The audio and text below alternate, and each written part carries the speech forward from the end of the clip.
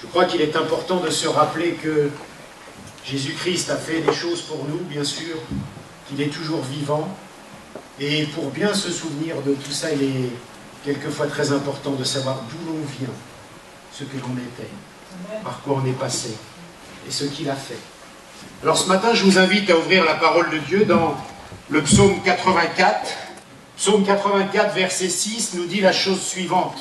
« Heureux ceux qui placent en toi leur appui, ils trouvent dans leur cœur des chemins tout tracés. » Voilà ce que dit la parole de Dieu.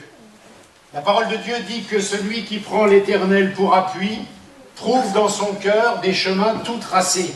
Et il y a des choses intéressantes qui sont dites là. Parce que le mot appui dans l'hébreu, dans les mots qui représentent ce mot en hébreu, eh bien, il est parlé de force, de puissance.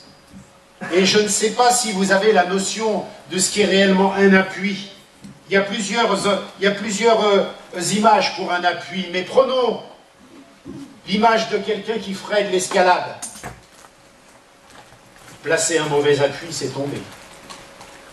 Parce que celui qui fait de l'escalade a besoin que ses appuis soient solides, a besoin que ses appuis soient fermes, a besoin que quand il s'appuie sur son pied droit tienne. Parce que si son pied droit arrive, il est mort. Et la Bible dit que on doit poser nos appuis, nos fondements, nos fondations, notre force, notre puissance en Dieu. Et si on fait cela, eh bien on trouvera dans notre cœur, et là il y a une sorte de jeu de mots, des chemins tout tracés. Ça veut dire que pour les chemins extérieurs, les chemins de nos vies, les orientations de nos vies, les orientations de notre destinée, eh bien c'est dans notre cœur qu'on en trouvera principalement le chemin. Si tu cherches la volonté de Dieu, de ce que tu dois faire dans ta vie, cherche-la d'abord dans ton cœur. Parce que c'est dans ton cœur que va se dessiner la voie de Dieu, l'orientation de Dieu. Et c'est dans ton cœur que tu vas trouver cette voie, et là tu vas pouvoir t'appuyer fermement pour que ton appui soit solide. Tu auras dans ton cœur un appui tout trouvé. Et c'est pour cela que la parole de Dieu nous dit « Veille sur ton cœur, plus que sur toute autre chose. Fais bien attention à ton cœur. Fais bien attention à tes pensées. Fais bien attention à ce que tu crois. Fais bien attention à ce à quoi tu réfléchis. Fais bien attention aux orientations que tu prends. Fais bien attention aux voies que tu vas emprunter, aux projets que tu vas faire, parce que ça germe d'abord dans ton cœur. Si tu veux que dans ta vie, il y ait des voies toutes tracées, elles germeront d'abord dans ton cœur. Et pour que tu sois un homme heureux, une femme heureuse, selon ce que déclare la parole de Dieu, eh bien tu devras poser tes appuis, tes fondements en Dieu. Pas à côté de Dieu, en dehors de Dieu, pas dans ta volonté, pas dans ta chair, en Dieu. C'est en Dieu que tu trouveras des chemins tout tracés dans ton cœur. Ainsi, la Bible déclare qu'un homme qui place en Dieu ses appuis est un homme heureux. Ça, c'est important. Quand Dieu déclare quelqu'un heureux, ce n'est pas un bonheur éphémère au sens terrien du terme, je dirais charnel du terme. Pour l'homme ou la femme, aujourd'hui, être heureux, c'est voir gagner beaucoup d'argent, je ne sais pas, réussir dans le travail, faire ce qu'il veut. Voilà, les notions du bonheur éphémère. Un bonheur qui va durer que le temps de cette terre. Mais quand Dieu déclare un homme heureux, c'est corps, âme, esprit. Et ce n'est pas heureux, comme nous l'avons vu il y a quelque temps, selon les désirs de notre cœur, mais c'est heureux selon les désirs de notre cœur renouvelés dans la volonté de Dieu. C'est-à-dire que les aspirations de Dieu seront dans mon cœur, et là je serai heureux, parce que ce qui est dans mon cœur correspond à la volonté de Dieu, puisque mon cœur a été renouvelé par Dieu. On ne va pas refaire ce message. Mais au sens de Dieu, un homme heureux, c'est cela. Et vous êtes heureux corps, âme et esprit au sens de la nouvelle naissance de Dieu en nous, pas au sens de notre vieil homme ou de notre vieille femme charnelle. Quand Dieu déclare un homme heureux, c'est au sens d'un cœur nouveau, selon le cœur de Dieu. Et cet homme-là, nous dit Dieu, en a totalement terminé avec sa quête existentielle, la recherche de sa destinée, ce pourquoi il est sur terre, quel est le but de la vie, toutes ces choses-là sont totalement terminées parce que nous avons en Jésus-Christ, en Dieu, dans la parole de Dieu, totalement trouvé le chemin tout tracé pour l'être humain. Le croyant a dans son cœur le chemin tout tracé. On ne se pose plus la question de savoir pourquoi je suis sur terre, qui suis-je, où vais-je, que vais-je devenir, quel est mon avenir, quelle est ma destinée, qu'est-ce qu'il y a après la mort, pourquoi mourir, toutes ces questions, je dirais transcendantales, fondamentales, on ne se les pose plus, parce que dans notre cœur, il y a des chemins tout tracés, si l'on a Dieu pour appui. Et la question ce matin que le Seigneur voudrait nous poser, pas en termes d'accusation, mais en termes de réflexion. En quoi, en qui avons-nous placé nos appuis aujourd'hui?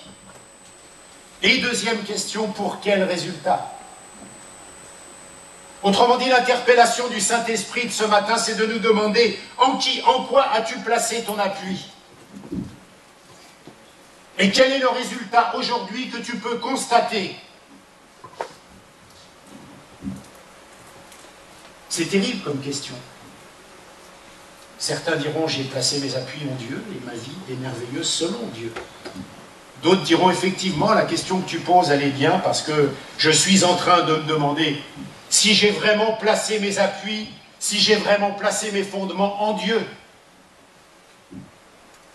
Je ne sais pas exactement en quoi j'ai placé mes fondements, mes appuis, parce que quand je considère le résultat, eh bien le résultat n'est pas là. Le résultat n'est pas conforme à ce que Dieu déclare. Et ce matin, ne prenons pas ça pour une accusation, mais prenons cela pour une aide de la part de Dieu pour rectifier ce qui est tordu, pour rectifier ce qui n'est pas fondé en appui sur ce que Dieu veut. Et ce matin, mon frère, ma sœur, si tu es perdu dans la volonté de Dieu, Dieu veut simplement te dire, remets tes appuis en place, afin que dans ton cœur, ce matin, germe un chemin tout tracé, celui de la volonté de Dieu. Et la première question que je voudrais évacuer, en quelque sorte, ce matin, eh bien, c'est comment placer ses appuis dans quelqu'un que l'on ne connaît pas ou pas bien?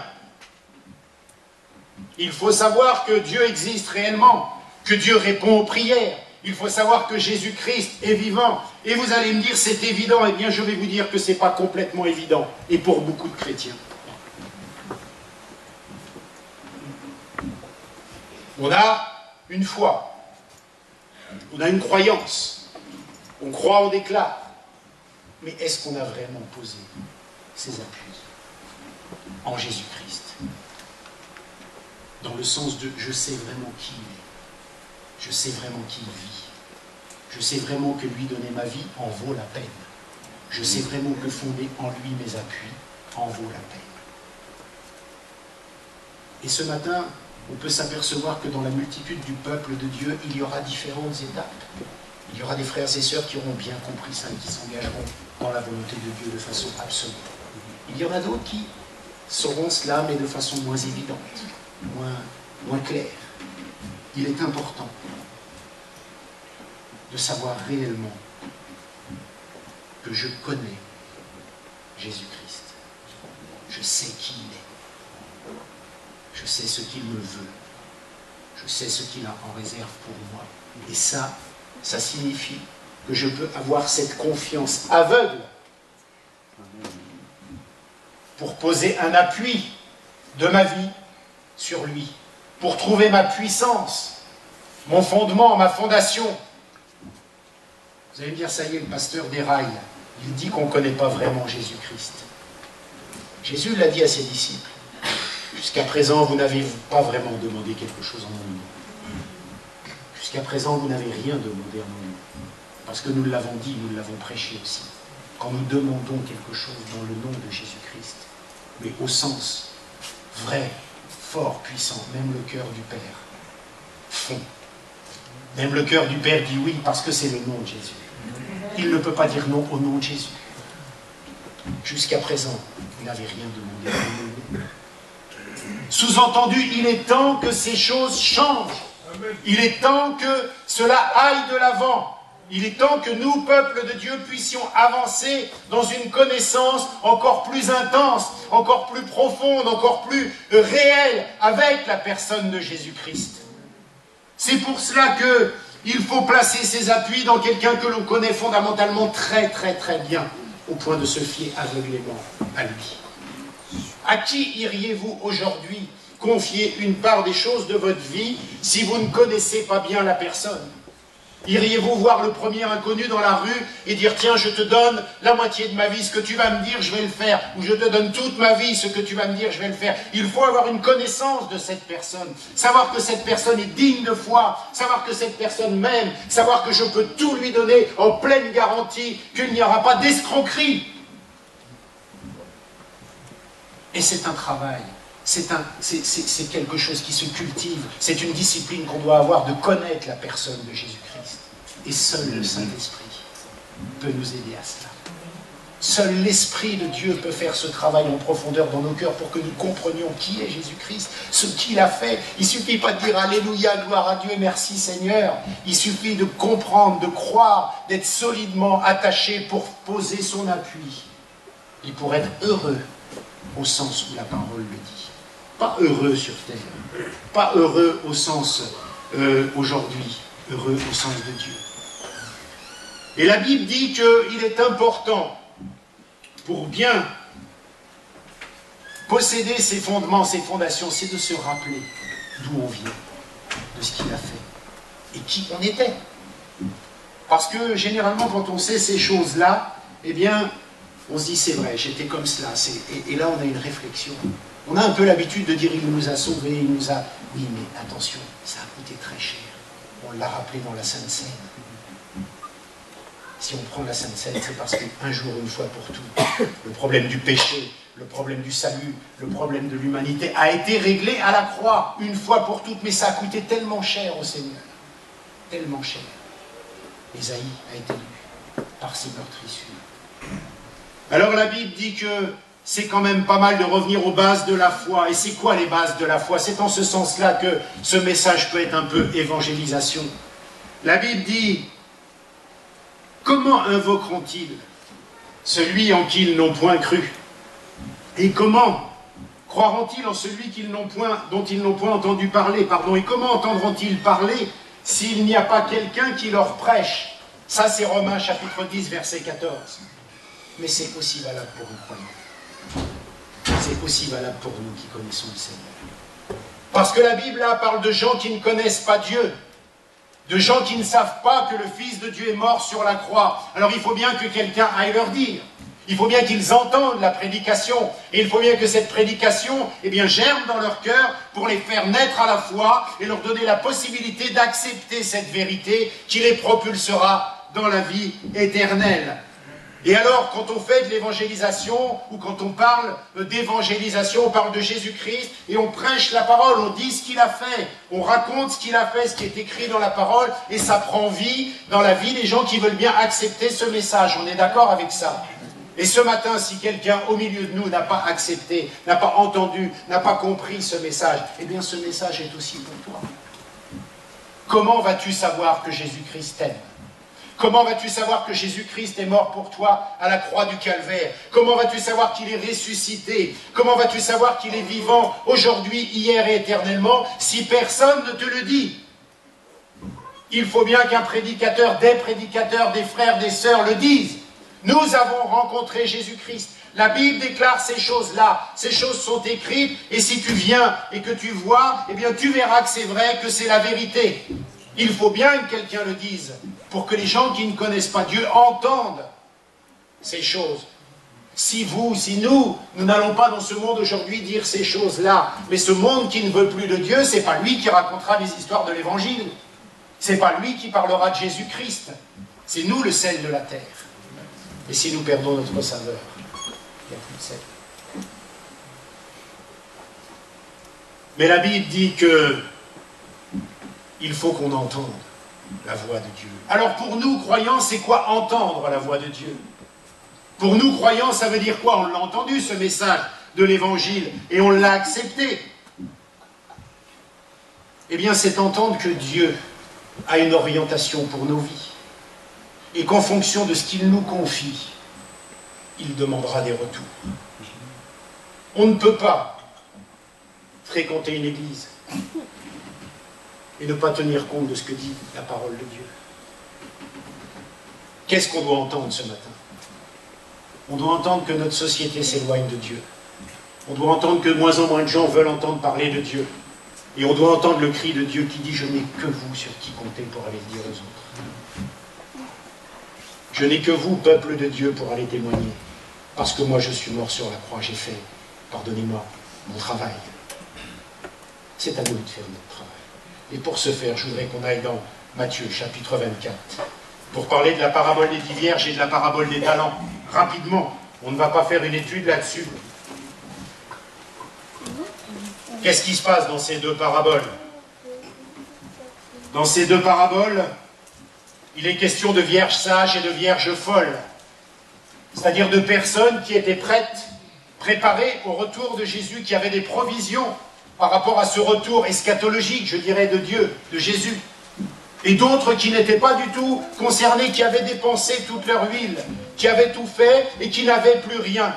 Et la Bible dit en gros, eh bien, c'est vraiment très important d'avoir des provisions. C'est vraiment très important de veiller et de prier et de savoir attendre. C'est vraiment très important. Et peuple de Dieu, la Bible nous demande de nous préparer, de nous tenir prêts, d'oublier la vie et de savoir ce pourquoi on a été sauvé, ce pourquoi on a été racheté. Parce que autrement, la Bible nous met en garde. Vous savez, ce ne sont pas, on en parlera la semaine prochaine, des paraboles, ce ne sont pas que des histoires comme ça, allégoriques, pas du tout. Ce sont de véritables mises en garde. Ce sont de véritables conseils. La Bible dit, attention, il y avait des vierges qui ont été folles, et il y avait des vierges qui étaient sages. Si l'on continue plus loin, on parle de la parabole des talents. Qu'est-ce qui nous est dit là-dedans? Il nous est dit que Dieu avait confié, enfin un serviteur qui est l'image de Dieu, avait confié à ses employés, eh bien un maître avait confié à ses employés des talents. Quelques-uns en ont fait bon usage, mais un autre non. L'idée c'est quoi? Très simplifié. L'Esprit de Dieu est en train de nous révéler dans la parole de Dieu que nous sommes le peuple de Dieu et que Dieu n'a personne d'autre sur qui s'appuyer pour faire entendre sa parole, pour annoncer son message de l'Évangile. Et la Bible dit que ce peuple, il lui a donné des dons, il lui a donné des talents, il lui a donné des qualités, il lui a donné des choses en plus, et que ces choses que nous avons ne sont pas faites pour être enterrées, ne sont pas faites pour être mises sur terre, sous terre, pardon, elles sont faites pour aller travailler dans le royaume de Dieu sur cette terre. Et que nous ne pouvons pas enfouir ce que Dieu nous a donné. En gros, en simple, en résumé, ça veut dire au travail. Ça veut dire, si vous ne vous servez pas de ce que je vous ai donné, je viendrai un jour et je vous demanderai des comptes, des retours par rapport à ce qui vous a été donné.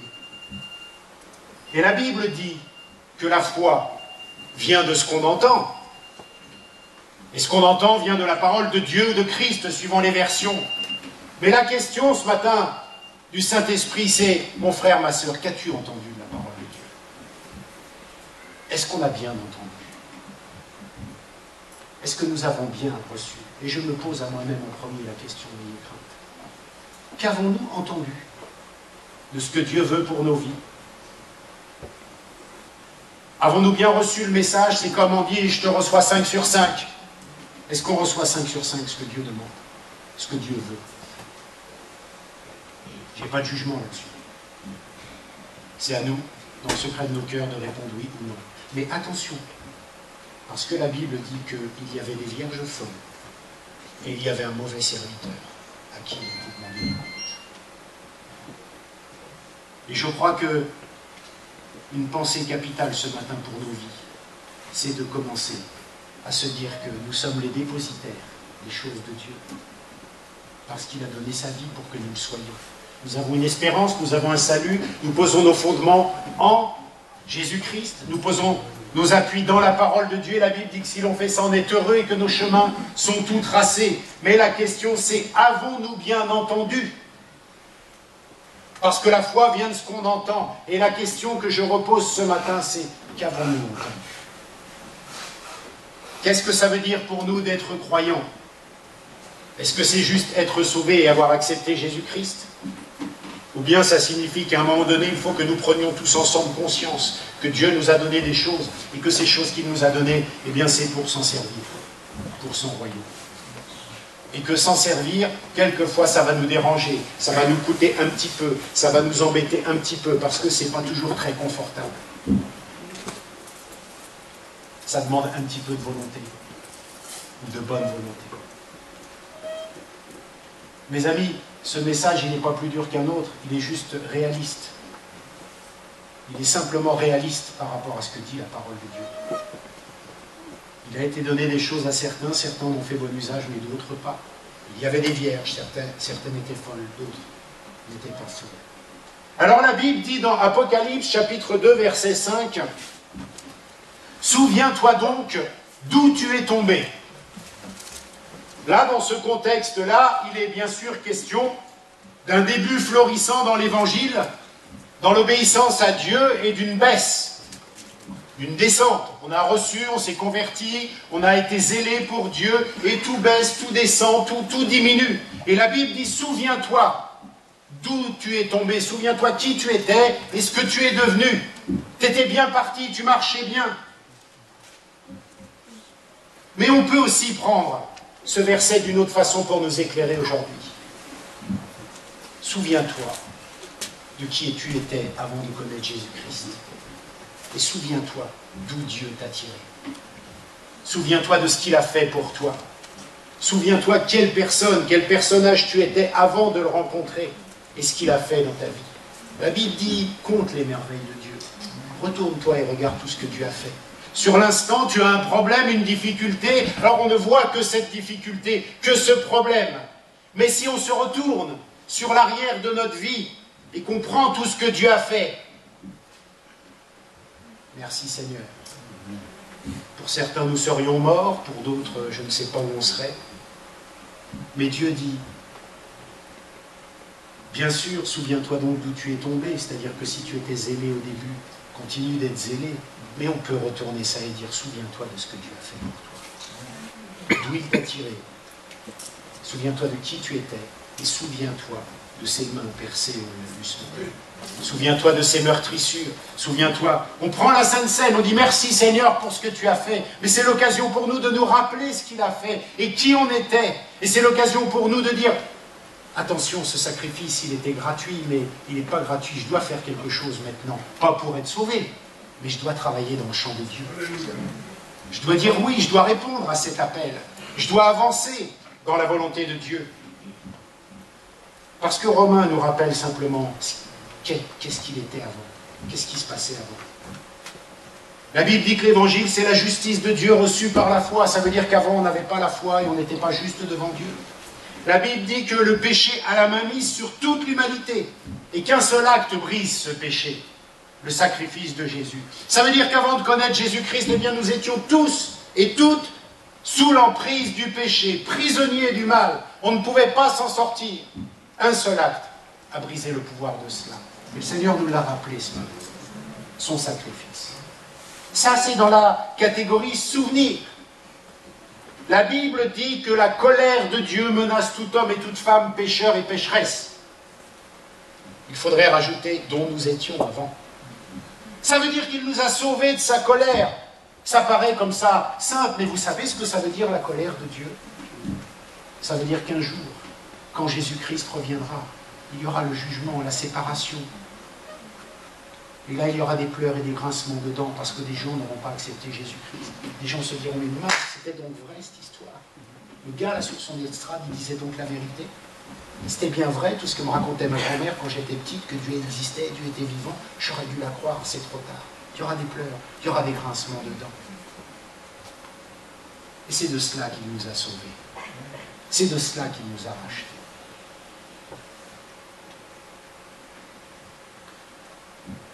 Et je dirais que si on sait bien d'où l'on vient, ça doit forcément chez nous, engendrer de nouveaux comportements. On ne peut pas être conscient ou consciente de ces choses sans que ça fasse chez nous, sans que ça génère chez nous de nouveaux comportements. Et je vais encore m'appuyer sur Romains, au chapitre 12. Ayez crainte, on ne va pas tout lire. Mais je voudrais quand même lire un petit peu, on a un peu de temps. Romains chapitre 12 dit « Je vous exhorte donc, frères, sous-entendu aussi sœurs, par les compassions de Dieu, à offrir vos corps comme un sacrifice vivant, saint, agréable à Dieu, ce qui sera de votre part un culte raisonnable. Ne vous conformez pas au siècle présent, mais soyez transformés par le renouvellement de l'intelligence, afin que vous discerniez quelle est la volonté de Dieu, ce qui est bon, agréable et parfait. Par la grâce qui m'a été donnée, je dis à chacun de vous de n'avoir pas de lui-même une trop haute opinion, mais de revêtir des sentiments modestes selon la mesure de foi que Dieu a départie à chacun. Car comme nous avons plusieurs membres dans un seul corps et que tous les membres n'ont pas la même fonction, ainsi, nous qui sommes plusieurs, nous formons un seul corps en Christ et nous sommes tous membres, les uns des autres. Puisque nous avons des dons différents selon la grâce qui nous a été accordée, que celui qui a le don de prophétie l'exerce selon l'analogie de la foi, que celui qui est appelé au ministère s'attache à son ministère, que celui qui enseigne s'attache à son enseignement et celui qui exhorte à l'exhortation, que celui qui donne le fasse avec libéralité, que celui qui préside le fasse avec zèle, que celui qui pratique la miséricorde le fasse avec joie. On continue. Que la charité, autre mot pour l'amour, soit sans hypocrisie. Ayez le mal en horreur, attachez-vous fortement au bien. Par amour fraternel, soyez pleins d'affection les uns pour les autres. Par honneur, usez de prévenance réciproque. Ayez du zèle et non de la paresse. Soyez fervents d'esprit, servez le Seigneur. Réjouissez-vous en espérance. Soyez patients dans l'affliction. Persévérez dans la prière. Pourvoyez aux besoins des saints. Exercez l'hospitalité. Bénissez ceux qui, j'en passe, c'est les meilleurs. On ne va pas tout lire. Vous avez compris? Nous avons compris que si nous sommes conscients de là d'où on vient, si nous sommes conscients de ce que Dieu a fait pour nous, eh bien ça doit chez nous engendrer de nouveaux comportements. Et le code de la route, il est là. Romains chapitre 12, c'est là qu'on doit poser nos appuis, c'est là qu'on doit poser nos fondements. Et on va trouver dans notre cœur des chemins tout tracés pour être heureux selon ce que Dieu déclare. Si nous sommes vraiment conscients de ce que Dieu a fait pour nous, obligatoirement ça engendre un nouveau comportement, une nouvelle attitude, une nouvelle orientation, une nouvelle décision. Pour certains, c'est difficile parce que Jésus-Christ n'est plus là, comme au sens de la Bible, avec ses disciples, il parlait. On dit que l'Esprit de Dieu est là. Il faut-il encore avoir établi une communion avec le Saint-Esprit, une relation avec le Saint-Esprit? Et peut-être que ce matin, eh bien, tout simplement, quelqu'un a besoin de rencontrer Jésus-Christ. Je ne sais pas, on ne connaît pas le cœur des gens, on ne sait pas ce qu'il en est dans les vies. Et la parole de Dieu sert de rappel pour dire que ces choses-là, rencontrer Dieu, sont impossibles à nos propres forces. La nature de l'homme, c'est que, à cause du péché, il a été coupé de sa relation avec Dieu. Mais c'est peut-être encore le cas d'un croyant aujourd'hui. D'être coupé de la relation avec Dieu à cause de quelque chose qui nous accuserait. Pas parce que nous sommes plus faibles qu'un autre, parce que quelque chose nous accuse et que le diable a pris le pouvoir de ça, là-dessus. Et notre communion, notre relation avec Dieu est en quelque sorte coupée. Non pas qu'on ait perdu notre salut, c'est pas du tout le débat, mais un point empêche que notre communion soit intense avec Dieu. La Bible déclare aussi que, à l'origine, Dieu avait donné son autorité à l'homme, à la femme. Cette autorité a été perdue avec le péché, avec l'origine du péché. Mais peut-être que dans nos vies de croyants, cette autorité du nom de Jésus, elle est perdue aussi. Peut-être que perdre l'autorité de Christ, l'autorité de la puissance de Dieu dans nos vies, c'est encore d'actualité. Peut-être que certains croyants, certains frères et sœurs ont des difficultés dans ce domaine-là. Et je voudrais vous dire avec l'amour de Dieu que c'est un mensonge du diable, que c'est un leurre de l'ennemi. Il pointe simplement le doigt sur quelque chose qui nous accuse. pour empêcher que nous puissions pleinement jouir de ce que Dieu a fait. Il ne recommencera pas, le Seigneur Jésus. Il ne retournera pas à la croix et être crucifié une deuxième fois. Il a été crucifié une fois pour toutes. Nous avons tout pleinement en lui. Personne n'accusera les élus de Dieu. Sous-entendu ceux qui veulent obéir à la parole de Dieu quand même. Il ne suffit pas de dire « j'accepte Jésus-Christ » comme ça, et ne pas adhérer à ce que déclare la parole de Dieu. Il faut que ça engendre dans nos vies de nouveaux comportements, de nouvelles orientations, de nouvelles attitudes. On ne peut plus, on ne peut pas, on n'a jamais pu se contenter du message de l'Évangile, dire « ça y est, je suis sauvé, j'ai accepté Jésus-Christ comme Seigneur et Sauveur ». Ça doit avoir dans nos vies des implications. Ça doit avoir dans nos vies des conséquences. Ça doit avoir quelque chose d'autre. Et la Bible dit, ça a commencé par une expérience qui est un miracle, qu'on appelle la nouvelle naissance. Vous m'entendez souvent parler de cette nouvelle naissance. Mais la nouvelle naissance, c'est vraiment quelque chose d'important. Il est important pour les croyants de bien comprendre, de bien discerner, qu'à un moment donné, il y a eu un avant, il y a eu un après, et il y a un après. Que cette expérience miraculeuse que Dieu produit dans nos esprits, qu'il ressuscite nos esprits qui étaient morts à la vie de Dieu, on n'y peut rien. Ce n'est pas nous qui la faisons, c'est la puissance du Saint-Esprit. Notre seule part, notre seule responsabilité, c'est nous d'accepter par la foi le message de l'Évangile. Et si nous l'acceptons avec un cœur sincère, ce miracle se produira automatiquement. Parce que c'est la puissance de l'Évangile. C'est la puissance de la nouvelle naissance. Mais ce moment-là, il doit forcément exister. Il doit forcément avoir eu lieu. Il y a forcément un avant, un après. Pourquoi il y a forcément un avant, un après? Parce qu'il y a forcément un nouveau comportement, une nouvelle attitude. Il y a forcément un changement. Il y a forcément une volonté ardente, zélée, bouillante, d'obéir à la parole de Dieu. Il y a forcément Romains chapitre 12 que nous venons de lire. Ce que nous étions avant est mort. Ce que nous sommes maintenant est en conformité avec la parole de Dieu. Et nous plaçons nos appuis dans la parole de Dieu. On va conclure. Une évidence nous dit que même si l'on rencontre quelqu'un, ce n'est pas pour autant qu'on peut lui faire confiance, placer en lui ses appuis. Il faut passer du temps avec lui. Il faut le connaître. Vous ne pouvez pas, comme ça, donner confiance à quelqu'un sans le connaître vraiment. Plus nous serons désireux d'obéir à la volonté de Dieu, plus ça nous demandera de connaître qui est Jésus-Christ. Plus ça nous demandera de nous approcher de Jésus-Christ, de le connaître encore plus et encore plus et encore plus et encore plus et encore plus, jusqu'à ce que soit déversée dans nos cœurs la certitude absolue des choses qu'il veut pour nos vies. La Bible déclare que ma parole et ma prédication n'étaient point en paroles persuasives, dit l'apôtre Paul, de la sagesse humaine, mais d'évidence, d'esprit, de puissance, afin que la foi fût fondée non sur la sagesse des hommes, mais sur la puissance de Dieu. C'est 1 Corinthiens chapitre 2, verset 4.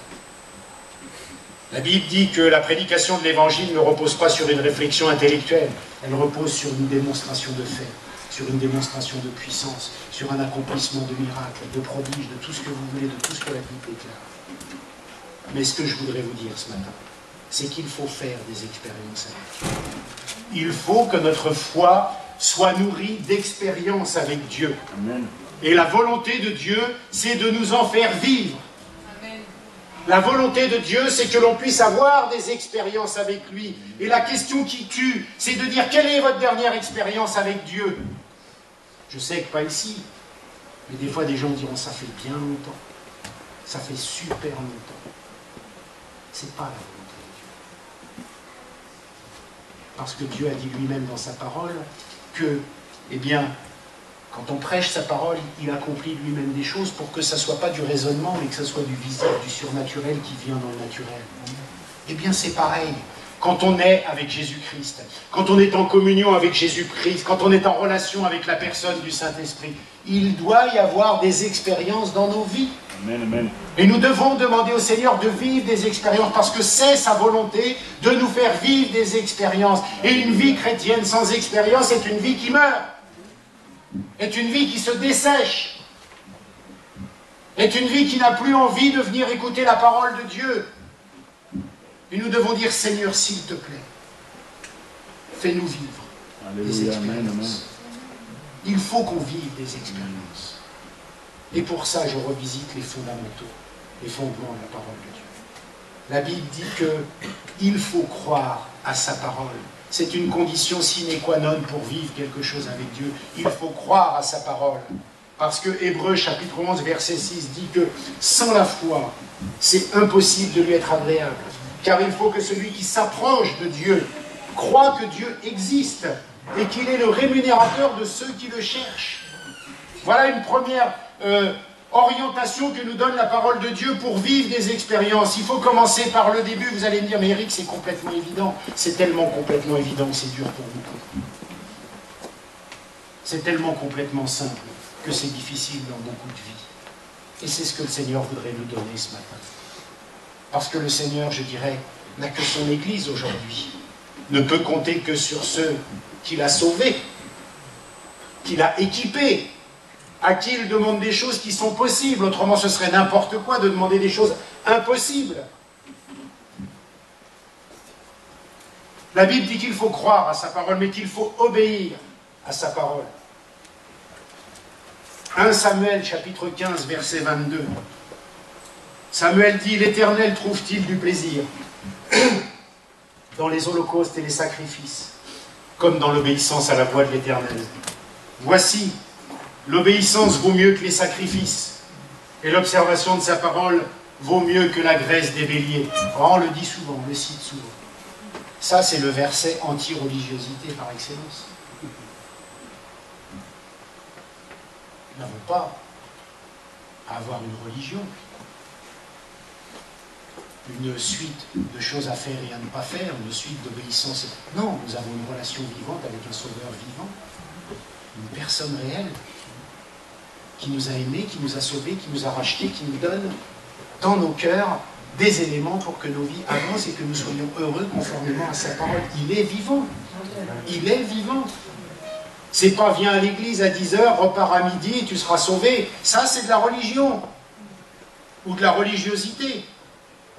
Et puis le reste de la semaine, je fais ce que je veux avec la parole de Dieu. Non, non. La communion vivante avec Dieu, c'est d'être convaincu de son salut. Et si nous ne sommes pas convaincus, si l'ennemi veut nous voler ça, il faut revisiter les fondamentaux de la parole de Dieu. Et quand nous sommes convaincus de son salut, eh bien nous sommes convaincus, pardonnez-moi, ne déformez pas ce que je vais dire, mais nous sommes convaincus qu'il n'a que nous sur qui compter. C'est pas quelqu'un qui ne connaît pas Jésus-Christ et que Jésus n'a pas sauvé qui va aller prêcher l'évangile. C'est ceux qu'il a sauvés, ceux qu'il a rachetés, ceux pour qui il a donné sa vie, ses disciples. C'est eux, c'est nous qui allons dire les choses que Christ a fait, c'est pas les gens qui ne le connaissent pas. Donc il n'a que nous quelque part. Comprenez bien. Il pourrait faire qu'il ait la terre entière s'il le voulait. Dieu est Dieu. On est bien d'accord. La Bible dit qu'il est important aussi pour bénéficier de ces choses-là, d'agir et de travailler pour son nom. Apocalypse chapitre 3 verset 16 dit, je le dis souvent, ainsi parce que tu es tiède et que tu n'es ni froid ni bouillant, je te vomirai de ma bouche. Vous savez, ces versets sont durs, ces versets sont difficiles. Et on pourrait dire, le pasteur, il est grave. Là, Non, non, je cite simplement ce qui est écrit. C'est pas moi qui ai écrit ça. C'est la parole de Dieu. C'est la parole de Dieu qui nous exhorte. C'est le sang de Jésus qui meurt pour nous et qui nous supplie d'accepter son amour. C'est le sang de Jésus qui meurt pour nous et qui nous dit maintenant que vous êtes rachetés au travail. Ne soyez pas passifs, ne soyons pas inactifs, ne soyons pas sans zèle, ne soyons pas sans vision pour les choses de Dieu. Soyons zélés, parce que si nous ne sommes pas zélés, si nous sommes vierges folles, ou si nous sommes serviteurs négligents, ou si nous sommes tièdes, eh Enfin, c'est un jeu de mots que je fais. Si nous sommes tièdes, ça va être chaud. Mais pas dans le bon sens. Pas dans le bon sens du tout. Dieu nous donne les moyens de placer nos appuis en lui en le rencontrant et de trouver dans nos cœurs des chemins tout tracés pour faire sa volonté. Si nous sommes d'accord avec ce que déclare sa parole. Et dans sa parole, il y a des choses qui vont nous plaire et il y a des choses qui vont nous déplaire. Mais ce n'est pas négociable. C'est la parole de Dieu. C'est difficile aussi, parce qu'il y a des choses qui vont nous déplaire. Je le redis. Et ça, on aura tendance à... Mais l'amour de Dieu, c'est de nous dire, si vous êtes mes enfants, si vous savez d'où vous venez, si vous savez ce que j'ai fait pour vous, s'il y a une nouvelle attitude dans votre vie, ce que je vous demande, vous pourrez le faire parce que je vous en donne les moyens, et j'ai ces moyens parce que je suis Dieu. Et ce qui vous empêche de faire cela, je l'ai vaincu à la croix.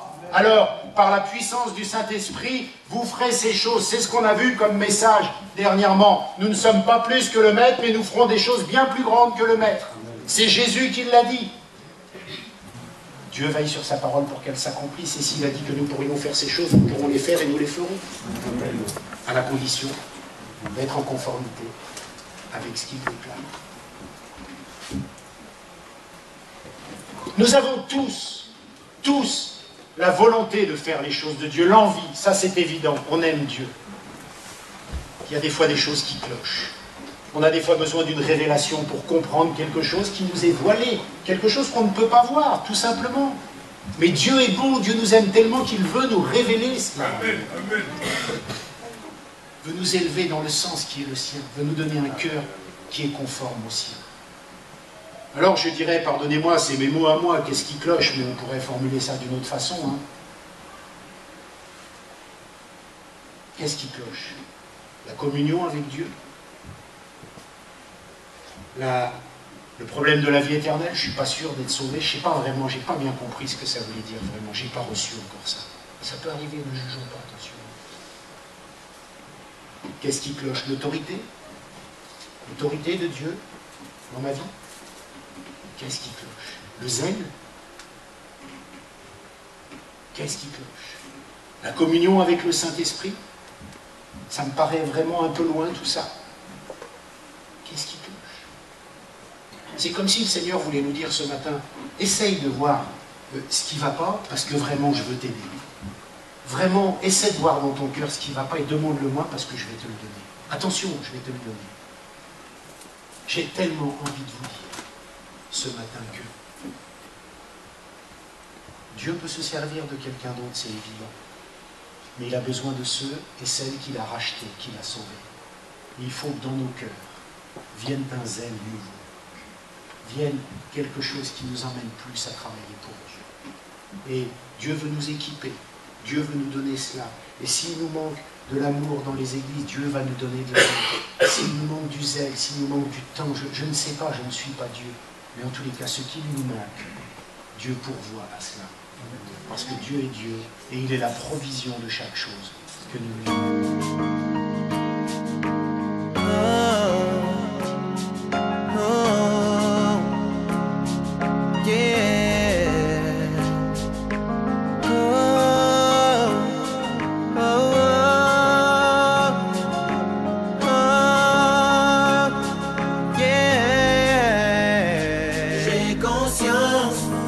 Plus que vainqueur, car Jésus marche devant moi. Il marche devant moi. J'ai confiance, il me tient par la main.